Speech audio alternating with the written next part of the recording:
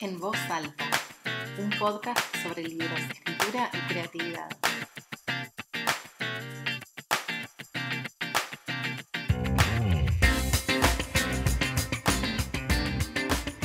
Bienvenido a un nuevo episodio de En Voz Alta. En este episodio te voy a contar sobre 7 escritoras que también fueron artistas visuales. Ya hablamos en el episodio número 2 sobre la gran relevancia que tuvieron las artes visuales en la escritura de Virginia Woolf.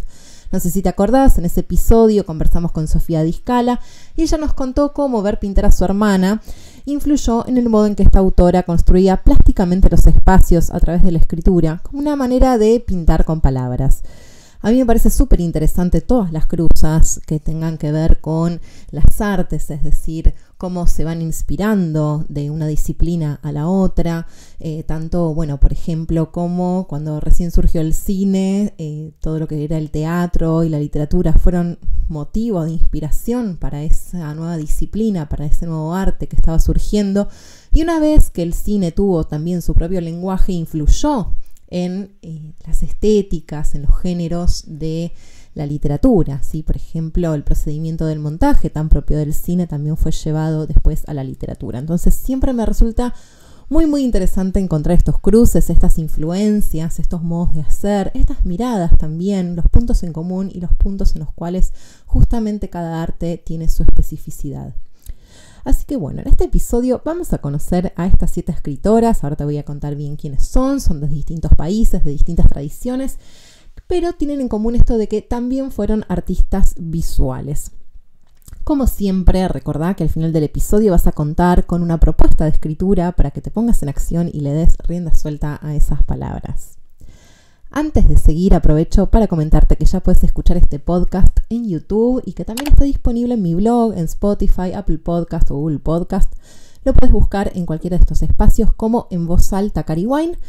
Con cualquiera de estas plataformas te va a aparecer así muy fácil. Ahora te voy a pedir un favor, que me dejes un comentario, que califiques el podcast en estas plataformas, así me ayudas a que más personas lo descubran y que siga circulando. Por supuesto, también podés compartir este episodio o tu favorito en tus redes sociales o con aquellas personas que pienses que les puede servir o les puede inspirar estos episodios.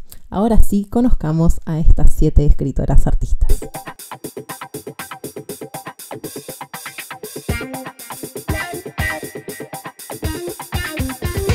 La primera escritora artista que vamos a conocer es Leonora Carrington. No sé si escuchaste hablar alguna vez de esta pintora surrealista y escritora. Ella nació inglesa, sí, pero se nacionalizó mexicana.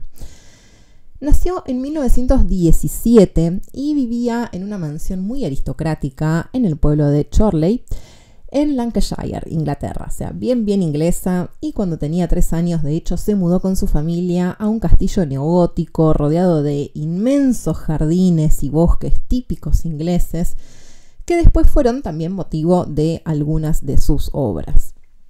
Ella se educó en un convento, pero también la echaron de este convento. No era muy asidua a la educación de esa época, o por lo menos a la educación que se les daba a las señoritas, para decirlo así también, en un término de la alta sociedad. Lo cierto es que, ¿qué pasa? En esa época se educaba a las señoritas para el mercado del matrimonio y Leonora Carrington no tenía esos intereses, con lo cual solía aburrirse y solía, causar algunos barullos, por lo cual la expulsaron y después pasó por muchísimas escuelas y se aburría un montón.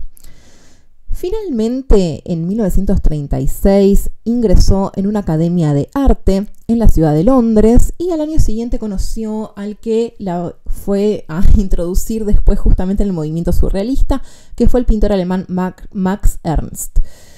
Con él se volvió a encontrar en un viaje en París y ahí establecieron una relación sentimental, algo controversial, sobre todo para el padre de Leonora, porque este hombre estaba casado, era bastante más grande que ella, estamos hablando de 27 años más que ella, y Tuvieron así un romance de idas y venidas que, bueno, no le ponía muy contento al padre de Leonora, pero ella, gracias a él, se introdujo en todo este movimiento surrealista y convivió con muchos personajes notables de esa época, como Joan Miró, André Breton, Picasso, Dalí, ¿sí? O sea, estaba muy en contacto con toda esta gente y todo este movimiento artístico tan propio de esa época. En 1938, Leonora escribió una obra de cuentos que se tituló La Casa del Miedo y participó con Max Ernst en una exposición internacional de surrealismo en París y Ámsterdam. Ya a partir de ahí, digamos, comienza toda una cuestión histórica que va a afectarla, ¿sí? Estamos hablando del nazismo, la ocupación del nazismo en Francia, y bueno, hubo ya a partir de ahí algunas cuestiones que tuvieron que ver en su vida con exilios, internaciones en psiquiátricos, y bueno, toda una serie de cuestiones que devinieron en lo que al final fue su migración a México, ¿sí? Pasó por varios lugares, estuvo en España, estuvo en Nueva York, ¿sí? Pero finalmente se instala en México y ahí, bueno, ella también se encuentra con todos estos amigos y colegas surrealistas que, bueno, con quienes mantiene una amistad muy duradera. Entonces, vemos acá, sí, que en los años 80 Carrington empieza a fundir esculturas en bronce, ¿sí? Entonces, bueno, fue muy una artista plástica, una artista visual, ¿sí? muy productiva, pero que también fue escritora. Así que es muy interesante investigar esta cruza. Ella falleció en la Ciudad de México en el año 2011 con 94 años. Y te recomiendo, si todavía no la conoces, que googlees en particular El Mundo Mágico de los Mayas. Es una pintura del año 1964 que es absolutamente fascinante. La segunda autora, escritora y también música en este caso es Patti Smith. Patti Smith, bueno, qué decir, seguramente muchas de ustedes ya la conocen, ¿sí? Ella es una gran referente del punk y bueno, es muy poco conocida su faceta también de artista visual, ¿sí? Sí conocemos su obra escrita. En particular, hay muchos de sus trabajos que se han ido difundiendo últimamente, ¿sí? Se han traducido y están circulando siempre, como por ejemplo Just Kids, también traducido como Éramos unos niños, o bueno, tiene algunas otras traducciones, pero siempre estuvo en los límites tradicionales del arte, ¿sí? Y tanto del arte, digamos, visual, escrito, como de la música, no fue una artista clásica, para decirlo así. Es muy interesante que, además de esta faceta como cantante, Patti Smith escribió más de 20 libros de poemas, canciones y narrativa. Y también lo que se conoce en justamente este libro que mencionaba recién, en Éramos unos niños, es toda su relación con el fotógrafo Robert Mapplethorpe. No sé si lo estoy pronunciando bien, me van a disculpar las profes de inglés que escuchan la pronunciation. Pero lo interesante es también conocer que ella no se detuvo en la poesía o en la música o en la fotografía, digamos, sino que también desarrolló una colección visual de autorretratos que son muy interesantes. También te invito a googlear y a conocer estos autorretratos porque son muy particulares y tienen una estética muy propia. Creo que se pueden reconocer algunos rasgos tanto de su escritura como de su música en esas obras visuales, ¿sí? Tiene una fusión muy entre la geometría, la poesía, un poco la caligrafía también suya aparece, y es muy interesante ver el equilibrio que se logra en ese, digamos, como toda esa identidad tan particular logra una armonía en estos autorretratos. Así que invito específicamente a que busques autorretratos de Patti Smith y me digas qué te parecen en Google Images y que me cuentes qué te parecen. La tercera artista y escritora va a ser Tove Jansson. Hace poco se difundió bastante su obra escrita con la traducción de El libro del verano, que en su idioma original es Sommarboken. Tove es una escritora, ilustradora, historietista y pintora, sí, finesa, ella es de Finlandia, y es curioso porque, digamos, ella habla sueco, sí, que es un idioma que se habla en algunas zonas, sí, de Finlandia, no en todo el país. Y se la conoció mucho sobre todo por su obra para niños, ¿sí? Por haber creado personajes que son muy entrañables en Finlandia, ¿sí? Que son los conocidos como la familia Moomin. Y también es muy curioso conocer cómo pertenece a una minoría sueca de Finlandia y que además era de una familia de artistas, ¿sí? Su padre era escultor, su madre era diseñadora gráfica e ilustradora, sus hermanos también siguieron carreras artísticas, uno de ellos fue fotógrafo y el otro fue escritor e historietista. Si bien ahora la conocemos mucho como escritora, también tiene un gran trabajo como historietista, como ilustradora y como pintora, ¿sí? Si alguna tiene la suerte de viajar a Finlandia, probablemente pueda conocer muchísima de su obra, porque, por ejemplo, ha hecho muchos murales por encargo en algunos espacios públicos, todavía están, sí, todavía pueden ser apreciados originalmente donde ella los hizo, y es muy interesante de conocer también. Si no podés viajar a Finlandia, también podés servirte de Google para conocer todo esto, pero me parece bien interesante ver este trabajo, ¿sí? Porque así como hacía cuestiones mucho más detalladas, como que lo requiere una historieta o una ilustración, también tiene estos trabajos más de gran escala como los murales. La cuarta artista y escritora es Marcela Serrano. Seguramente hayas escuchado bastante de esta escritora chilena. Ella estudió en su país, pero también estuvo en París haciendo algunos de sus estudios. Volvió a Chile, pero después tuvo que volver a salir exiliada. Sí, se fue a Roma tras el golpe militar de 1973. Con el que era entonces su primer marido, ¿sí? Se había casado unos meses antes, creo que ese mismo año, y recién en 1977 ella vuelve a Chile. Se la considera lo que se dice una escritora tardía porque comenzó a escribir a los 38 años y recién a los 40 publicó su primera novela. Yo creo que, bueno, este concepto de lo tardío es un poco extraño, pero bueno, podemos mencionarlo como dato curioso, ¿sí? De que recién a los 40 publicó su primera obra y que de hecho dice que de chica había escrito un montón de novelas que las terminó tirando. Eso también es bien interesante de conocer. Pero también es interesante que, a pesar de ser una de las escritoras más conocidas en Chile, su trabajo plástico y visual fue muy poco difundido, ¿sí? Solamente en los 80 circularon algunas de sus obras por espacios nacionales, también algunos internacionales, pero más desde el lugar, ¿sí? De un recorrido pequeño, ¿sí? Y sin embargo, hace poco, creo que actualmente incluso, al momento de grabar este episodio, hay una muestra en un centro cultural que se llama Matuclana, que se titula Autocríticas y que está curado por un investigador que se dedicó justamente a trabajar toda la obra plástica y visual de Marcela Serrano, que se llama Sebastián Valenzuela Valdivia, y él dice que el rescate de esta obra, estoy citando, contradictoriamente no solo evidencia casi su nula presencia dentro de la historiografía del arte chileno, sino que además como una representación de un sinnúmero de mujeres que no han sido visibilizadas dentro de la propia historia. De la propia historia chilena, ¿sí? Él se está refiriendo aquí en este fragmento, y es curioso, ¿no? Como a veces conocemos mucho unas de las facetas artísticas de una persona y no otras, y bueno, es curioso también porque Marcela Serrano ha tenido algunos vínculos controversiales con la prensa y con su país en general, así que es interesante también conocer estos otros trabajos, estas otras facetas de estas autoras. La siguiente escritora, y bueno, acá ya ni me animo a decir escritora, diría una artista múltiple, es Miranda July. Miranda July fue música, escritora, actriz, directora de cine, performer, ¿sí? Y ella nació en Vermont, ¿sí? Es estadounidense. Su nombre completo original es Miranda Jennifer Grossinger, aunque se la conoce como Miranda July, y ella, digamos, tiene un recorrido un poco más, ¿cómo decirlo?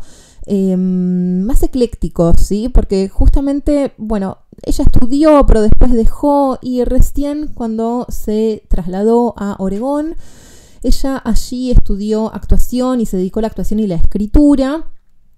y ahí mismo comenzó a hacer películas con las cuales le empezó a ir muy bien.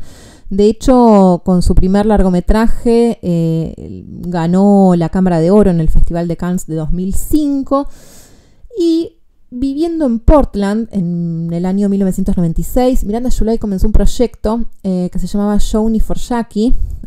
También creo que originalmente en algún momento le puso Big Miss Moviola. No sé muy bien cuáles eran las diferencias entre estas dos versiones, habría que investigar un poquito, pero lo interesante es que ella lo que hacía era solicitar cortometrajes de mujeres que los recopiló en una misma cinta de video, en una suerte de cadáver exquisito audiovisual, lo cual es súper, súper interesante como procedimiento, ¿sí? Bien, este cadáver exquisito le fue muy muy bien también, y con eso empezó una segunda serie, la que llamó Co-Star Series, en donde invitaba a algunos amigos de ciudades más grandes para seleccionar un grupo de películas, ¿sí? Y enviadas para el cadáver exquisito.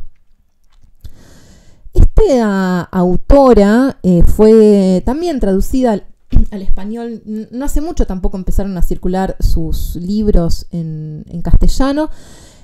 Pero es interesante pensarla desde este lugar de artista audiovisual, ¿sí? Ella venía no tanto del arte visual en términos plásticos, ¿sí? En términos de pintura o dibujo, como hemos visto hasta ahora, sino desde la performance multimedia, ¿sí? En esta cuestión de trabajar con el multimedia. Y creo que eso se puede ver un poco también cómo se traduce en su obra escrita. Es interesante verlo. Las invito también a conocer a Miranda July. Es una escritora que actualmente yo estoy leyendo, investigando un poco, y es muy, muy curioso su forma de escribir, ¿sí? Tiene una frescura muy particular en su obra. Así que les invito a conocerla. Si quieren leer algo suyo, bueno, hay varias obras, pero por ejemplo Nadie es más de aquí que tú está traducida al castellano y se puede conseguir. La siguiente artista, escritora, es Guadalupe Santa Cruz, también chilena.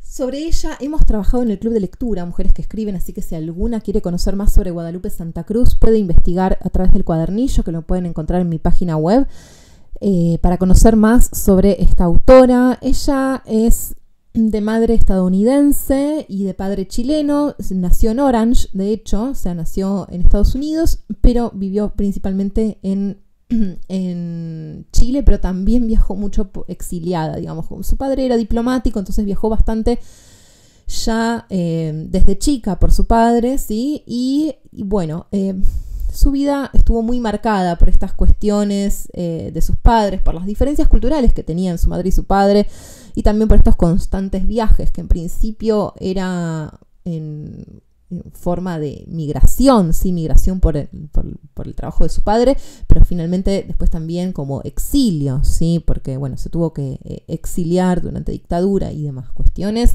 que pueden después ahondar, tal como les dije, a través del cuadernillo Mujeres que Escriben. En particular me interesa de su obra. Ella se formó en grabado, ¿sí? Digamos, su técnica de las artes visuales era el grabado. Es interesante pensar muchas veces, bueno, en el club estuvimos hablando de esto, de que muchas veces las historias están contadas como por el negativo, ¿no? Entonces hay algo de ese ser grabadora que se traslada a su forma de narrar, ¿sí? No hay algo que se muestre fácilmente, sino que pareciera que sus historias están contadas como por detrás, como por el reverso, como por el negativo de esa historia, ¿sí? Entonces, en ese sentido, me parece que también es interesante pensar la forma en que se retroalimentan estas disciplinas, ¿sí? El grabado con la escritura y la escritura con el grabado. Creo que hay algo ahí interesante en el proceder, ¿sí? En el modo de mostrar, a través de la literatura, con un procedimiento que podríamos decir que es sumamente plástico. Pasemos a la siguiente escritora artista. En este caso vamos a hablar de Emma Reyes. En este caso, bueno, es al revés, ¿sí? Ella toda la vida fue artista, pintora, dibujante. Estamos hablando de una autora colombiana. Alrededor de 1940, ¿sí? Emma Reyes viajó por tierra hasta Buenos Aires. Eso hizo que conociera muchos lugares de Latinoamérica, en especial de Sudamérica, y desde allí empezó el primer contacto con la pintura en la ciudad de Buenos Aires. y en general sus primeras obras hacían referencia a plazas, mercados y otros espacios que ella había conocido en este viaje. Estamos hablando de una persona que fue huérfana, sí, y que vivió en bastante pobreza. Entonces es interesante ver la mirada que ella tiene acerca de estos espacios de Latinoamérica. A finales de los años 50, ella hace una primera estadía en el taller de Diego Rivera, sí, se traslada a México, y durante su paso por México trabajó con Rivera en un mural para el Estadio Olímpico de la Ciudad Universitaria. Emma Reyes en ese entonces, ya empieza a trabajar como dentro del mundo de las artes visuales, por ejemplo, como asistente en la Galería de Arte Contemporáneo, allí en México. Ahí mismo hizo su primera exposición individual, con obras que fueron producidas en París y en México. Y también hizo una exposición que fue muy famosa de Frida Kahlo en la Galería de Álvarez Bravo, ¿sí? Fue parte de ese montaje que se hizo en ese lugar. Bueno, ella también viajó un poquito más tarde, allá por 1954, a Roma. Ahí conoció al artista futurista Enrico Prampolini, ¿sí? Entonces ahí se alejó un poco de sus estilos, de sus primeras obras, ¿sí? Más vinculadas a la identidad latinoamericana, y empieza a experimentar un poco más y empieza a tener cierta transición entre lo figurativo y lo abstracto. También con la geometría trabajó mucho, y lo interesante de ella es que trabajó toda su vida como artista visual, pero mientras tanto escribía. Y no fue recién hasta su muerte que conocimos esta faceta escritora, porque ella escribió el libro Memorias por correspondencia y pidió explícitamente que se publicara una vez que ella falleciera, ¿sí? Yo les recomiendo mucho este libro. Es muy, muy, muy conmovedor, y a la vez tiene una sensibilidad en su mirada de mundo que es asombrosa. Tiene una sutileza en el modo de narrar, en el modo de describir los espacios, en el modo de contar sus historias y también sus pasajes a través de su vida, muy, muy, muy particular, muy conmovedor. El libro fue declarado en el año 2012 como libro del año en Colombia, y tiene una relevancia, creo yo, absoluta. Así que, sobre todo a quienes estén queriendo escribir autobiografías, se los recomiendo, porque es interesante conocer sus procedimientos como escritora. Bueno, espero que les hayan gustado estas 7 escritoras, pero antes de cerrar, pasemos al Bajar a Tierra de hoy. Bajar a tierra. Bajar a tierra. La propuesta del Bajar a Tierra de hoy es que escriban a partir de la observación, es decir, tratar de pintar con palabras, como decíamos al comienzo, que hacía Virginia Woolf. Y para esto les quiero recordar una frase de una autora que me gusta mucho, que es Flannery O'Connor. Ella dice que el escritor nunca debe avergonzarse de mirar fijamente. No hay nada que no requiera su atención. Esta frase de Flannery O'Connor me parece hermosa y además me parece desafiante. Entonces te invito a que te detengas sobre lo que vos quieras. Puede ser un objeto o puede ser un espacio, ¿sí? Te puedes ir a, una plaza, a donde vos quieras, y empezar a observar, pero por demás, ¿sí? Observar más de la cuenta, describir, y cuando sentimos que no tenemos más que decir acerca de esto, seguir describiendo. Acá hago una atención, traten de no meter acá flashbacks o recuerdos, no tanto dato personal, sino tratar de hacer hablar aquello que estamos describiendo, ¿sí? Quedarse en ese objeto o en ese escenario, en el presente de esa relación, y ahí lo subjetivo va a emerger desde un lugar mucho más particular que si hablamos desde la conciencia de nosotras mismas. Ahí va a aparecer algo sobre nosotras que quizás todavía no conocemos. En este observar de más siempre se revelan cuestiones que están bien interesantes. Así que, bueno, después contame qué tal te fue.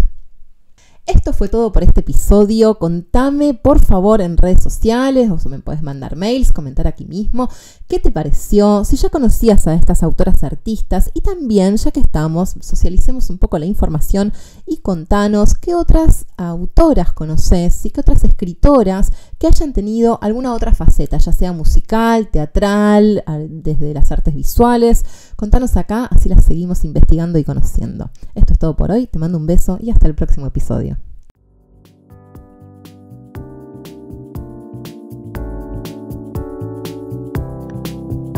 En Voz Alta, un podcast sobre libros, escritura y creatividad. Suscríbete para recibir el próximo episodio en tu casilla de email.